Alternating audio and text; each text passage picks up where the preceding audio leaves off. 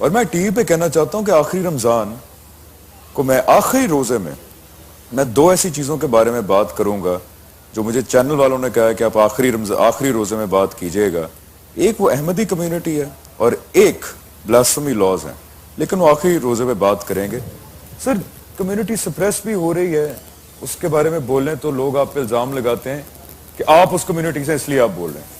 خیر, یہ تو میں ایک دکھی سٹوری شیئر کرنا چاہ رہا تھا آپ کے ساتھ, لیکن آپ فرما رہے تھے کہ یہ پرابلم یہی ہے کہ آپ کسی مظلوم کے بارے میں بات کریں, آپ کو یہ نہیں کہا جائے گا کہ یو آر رائٹ اور you are wrong, you are favouring right اور یو آر فیورنگ رانگ. آپ کو یہ کہا جائے گا آپ اس کمیونٹی سے تعلق رکھتے ہیں. سر, میں احمدی بھی رہ چکا ہوں. میں نے کہا احمدیوں کو قتل مت کیجئے.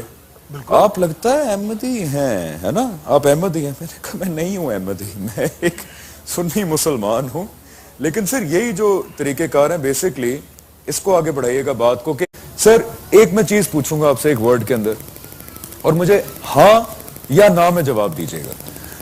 کیا ایک اسلامی ریاست کو یہ حق پہنچتا ہے کہ وہ ایک لوگوں کے گروہ کو کہے کہ یہ کافر ہیں, یہ مسلمان نہیں ہیں, ہاں یا نہ؟ میں کافر تو اس کا قائل ہوں کہ آپ کسی کو بھی نہیں کہہ سکتے. کسی کو نہیں کہہ سکتے. آپ اپنے ملک میں یہ البتہ طے کریں گے کہ آپ کے ملک کے شہریوں میں کون کس کیٹیگری کو بلانگ کرتا ہے, اور وہ آپ قانون سازی کر سکتے ہیں. سر, ایک مسلمان ریاست کو یہ حق ہے کہ وہ ریاست کہے کہ یہ گروہ جو ہے لوگوں کا یہ غیر مسلم ہے اور کافر ہے؟ نہیں, کس بنیاد پر؟ کسی بھی بنیاد پر. اگر یہ کہے کہ مسلمان کہے کہ میں رسول اللہ کو نہیں مانتا, میں قرآن کو نہیں مانتا.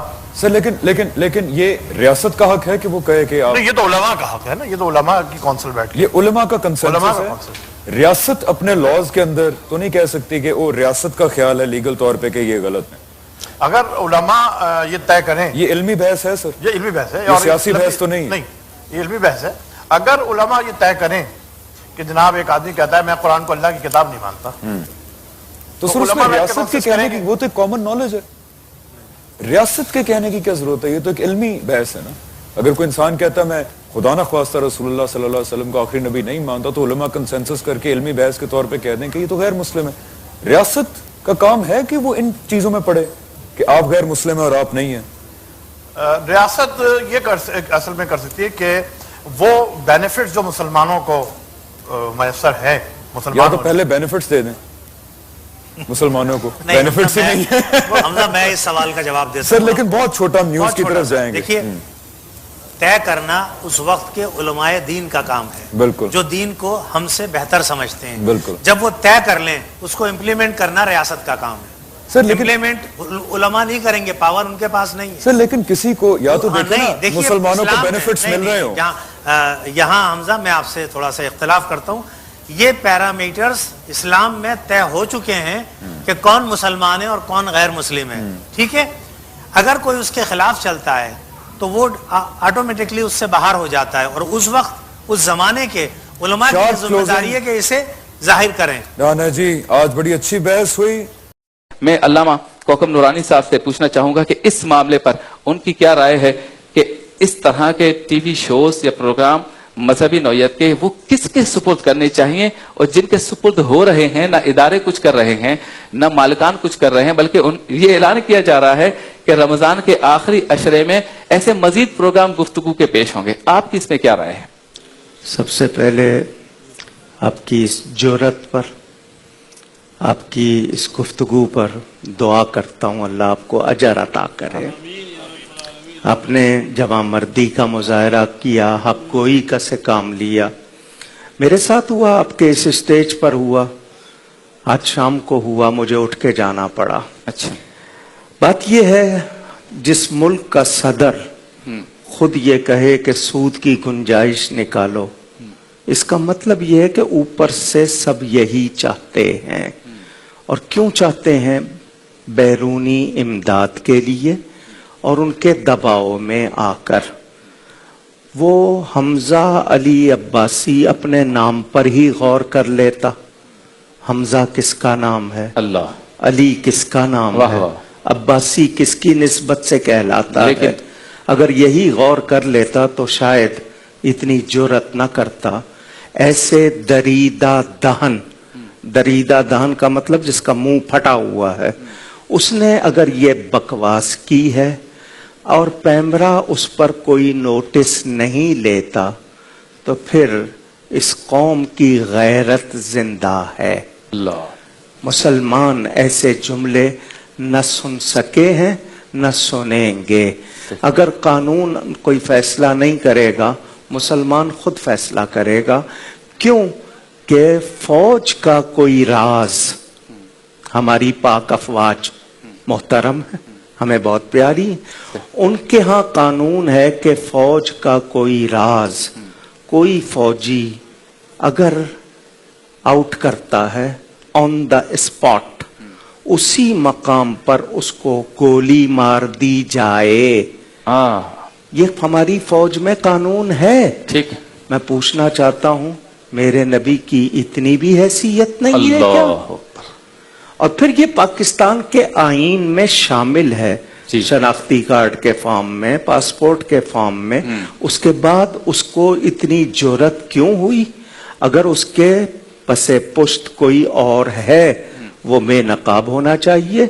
اور حکمران اور ادارے خاص طور پر ٹی وی مالکان ایسے لوگوں کو لا رہے ہیں جو دین سے دور کرنے کے لیے اختراعات، نئی نئی باتیں نکال رہے ہیں.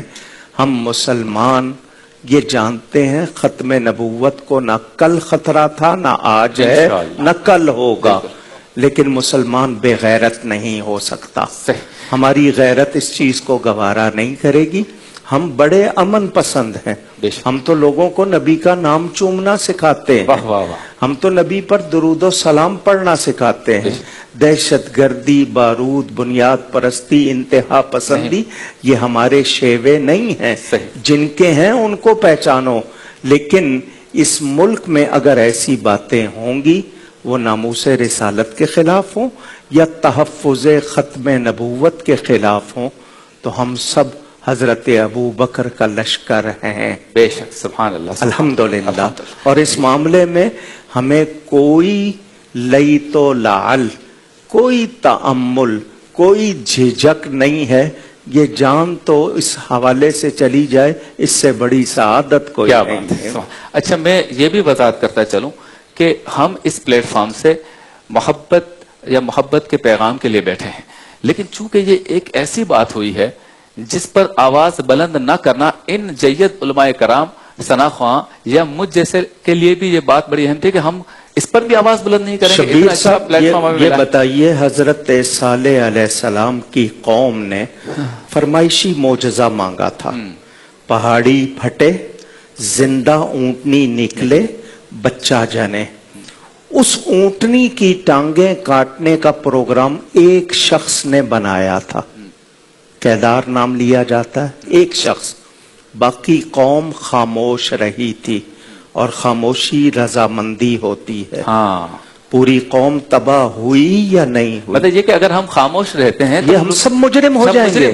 ہم سب مجرم ہو جائیں گے. اچھا پھر حضرت اگر کوئی چھوٹی سی بات ہوتی، ہلکا پھلکا کوئی جملہ آگے پیچھے ہم سے بھی ہو جاتا ہے. ڈیفنس آف پاکستان رولز ہیں. ہاں لیکن یہاں تو ایمان کا مسئلہ ہے. دونوں بڑے اہم مسائل، ختم نبوت اور ناموس رسالت. اس پہ وہ کہہ رہا ہے کہ میں اس پہ گفتگو کروں گا اور مجھے چینل نے کہا ہے کہ آپ کے وفاقی وزراء کہہ چکے ہیں کہ اگر ہمارے سامنے کوئی گستاخی کرے گا تو ہم اس کو مار دیں گے. یہ آپ کے وفاقی وزراء کہہ چکے ہیں. تو یہ صرف اگر کہنے تک ہے تو ان کو شاید ان کا قول ان کے ساتھ. اچھا ایک نقطہ رہ گیا، اس کی میں وضاحت کر دوں آپ کی اجازت سے کہ علماء کرام نے، فقہاء نے، مجتہدین نے سب کی اس کا سب کا متفقہ فیصلہ ہے کہ جو شخص کافر ہے اس کو کافر ہی کہنا ہے. اس کو مسلمان اگر جانا تو آپ کا اپنا ایمان گیا. بالکل. اب آپ پہلے حمزہ علی عباسی صاحب یہ بتائیے کہ جو ختم نبوت کا منکر ہے آپ اس کو کافر جانتے ہیں یا نہیں جانتے؟ کیونکہ اگر آپ نہیں جانتے تو پھر آپ کے ایمان کا بھی اللہ ہی حافظ ہے. الرضا بالکفر کفر، کفر پر راضی ہونا بھی کفر ہے. ٹھیک ہے. اگر یہ سن لیں لوگ شاید یہ سمجھتے ہیں کہ علماء کا کام کافر بنانا. ایسا نہیں ہے، بالکل نہیں. کوئی کفر کرتا ہے تو کفر بتانا، بنانا اور چیز ہے بتانا. تو جو کوئی کفر کر رہا ہے ہم بتا رہے ہیں کہ تم یہ کفر کر رہے ہو. اگر وہ اس پر توبہ نہیں کرتا، رجوع نہیں کرتا اور قوم کے وہ ذمہ دار جن کی یہ ذمہ داری ہے وہ اگر اس کی پکڑ نہیں کرتے تو وہ بھی اتنے ہی مجرم ہو جائیں گے. ٹھیک ہے. یہ اچھا واضح آخری سوال اپنے موضوع کے مطابق فضیلت علم کے حوالے سے میں مفتی محمد اسحاق مدنی صاحب سے کرنا چاہوں گا کہ ہم عام لوگوں کو کس طرح علم دین کی طرف مائل کر سکتے ہیں. یہ جو اب اس وقت جو کچھ ہو رہا ہے وہ علم دین سے دوری کی وجہ سے ہو رہا ہے, تو کس طرح مائل کر سکتے ہیں مختصراً اگر بتاتے. ایک جملہ کہہ دوں پھر سوال کا جواب لے لیں. ٹیلی ویژن کے جتنے مالکان ہیں جی یہ میڈیا مافیا بننے کی کوشش نہ کرے. ہمارا مطالبہ یہ ہے آپ تفریح کے پروگرام کرتے ہیں کیجئے, دین کے حوالے سے اگر آپ نے دین میں دخل دیا تو ہمیں ایسے میڈیا کی ضرورت نہیں ہے. ٹھیک ہے جی مفتی صاحب مختصراً پھر بریک پہ جانا ہے.